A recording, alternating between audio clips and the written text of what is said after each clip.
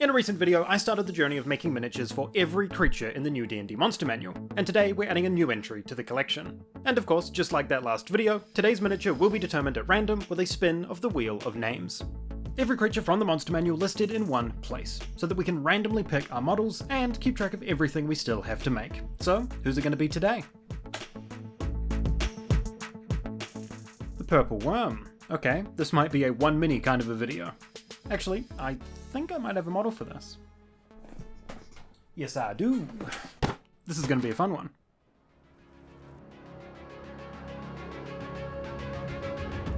Purple worms grow to titanic scale, endlessly burrowing through earth and sand. Their ever-ravenous hunger leads them to devour the smallest of creatures, or destroy entire settlements in their wake. Once you draw the attention of these worms, there is no stopping what comes next. Your best bet is simply to run, and even then, that will only show them exactly where you are.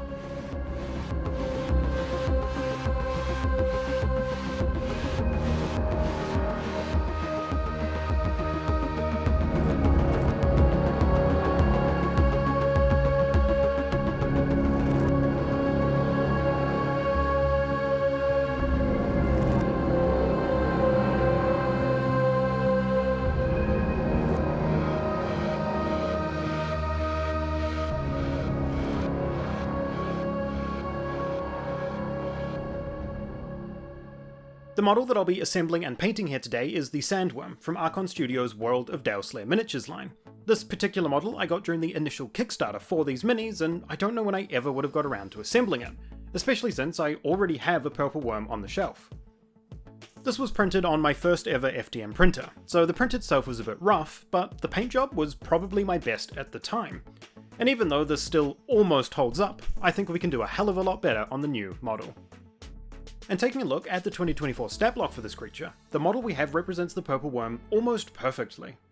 Emerging from the ground in a spray of stone, a sturdy carapace to show its high AC, no eyes showing off its blind sight and tremor sense, a wide open maw to showcase its signature ability to swallow prey in the heat of combat, and of course, plenty of toxic mucus pouring from its mandibles.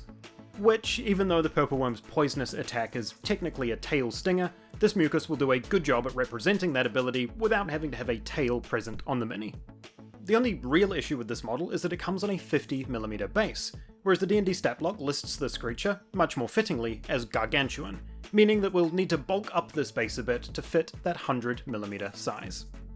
This will start by taking a 100mm FDM disc and attaching our existing sculpted base. Then we can use some milliput to create a foundation and lay the groundwork for the details we're going to add. And this will start with some various pieces from my bit bin, some rocky looking parts from old kits that I've put together in the past that had leftover pieces. The pieces I'm using here I believe are from the same Kickstarter, but from some of the stone elementals that came in one of the other kits. Then I'll use some cork and gravel to bulk out this base and add some more interest, just making sure to push that into the milliput to hold it properly in place. And just like that, we have an awesome looking base ready for our Purple Worm. And if you're on the hunt for some awesome looking bases for your models, consider checking out the Painted for Combat Patreon, and our monthly releases of FDM printable bases, like this month's release, the Sunken Sewers. These bases are perfect for your ratkin armies, wandering undead, or roaming oozes, all designed to print completely support-free on FDM printers. And, where possible, they've been sculpted with flat top surfaces, to avoid unsightly layer lines. But if you're not looking for printable STLs and just want to help the channel and get involved with the community, for as little as $2 you can get access to the Patreon exclusive Discord, all of my printer profile downloads, and my other tools. As always, a huge thank you to all of the generous folks over on the Patreon. It is truly thanks to your support that I'm able to keep making videos here on the channel, so thank you. Alright, let's get back to it.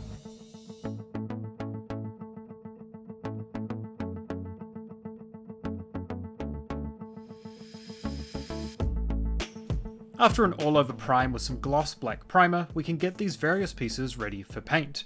This is going to start with a zenithal of a bright white, focusing this on the top down, hitting all of the areas that would be receiving sunlight or direct light, making sure to leave some of the recesses and shadows darker.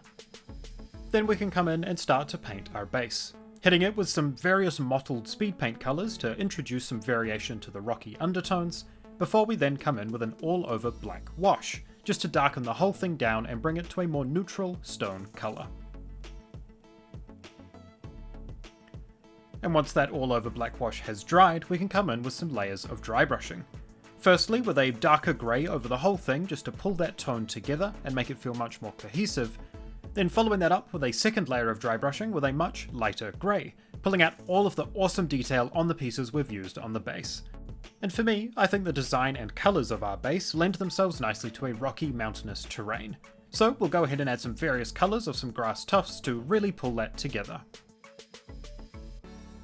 Now we can finally come in and start to add some colour to the worm himself, using some speed paints to add our first layer of bright purple to the model, applying this through the airbrush to get a super high saturation of those colours. Now we can come in with some brushwork and a little more speed paint on this under armour carapace. And here I've mixed together some flesh tones, browns and yellows to get this mottled bone colour that's a little bit darker than what the rest of the bone in the model will eventually be.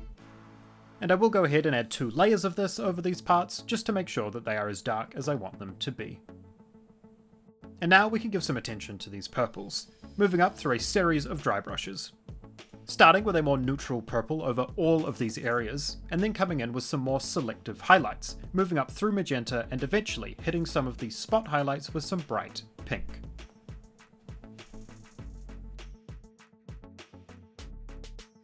And now we can move on to some actual brushwork, base coating all of the bone pieces across this model in a desaturated mid-brown. And before continuing this paint job, we might as well get it on the base, so that from here on out we're only painting the parts we're actually going to see.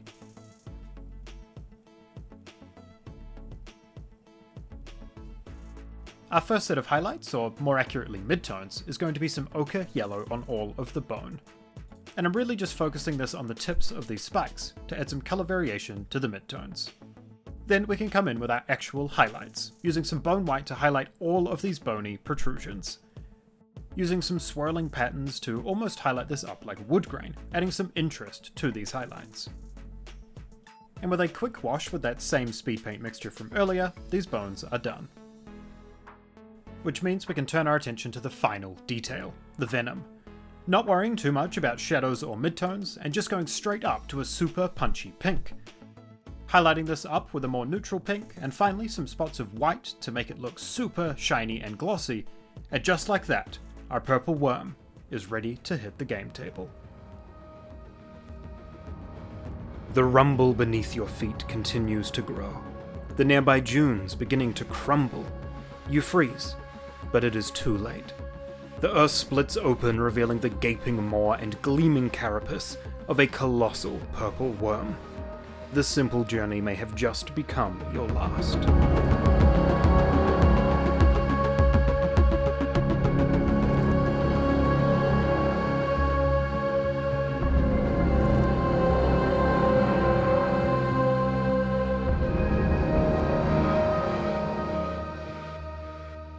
So, there we have it, the purple worm, and I have to say, I'm super happy with how this mini came out.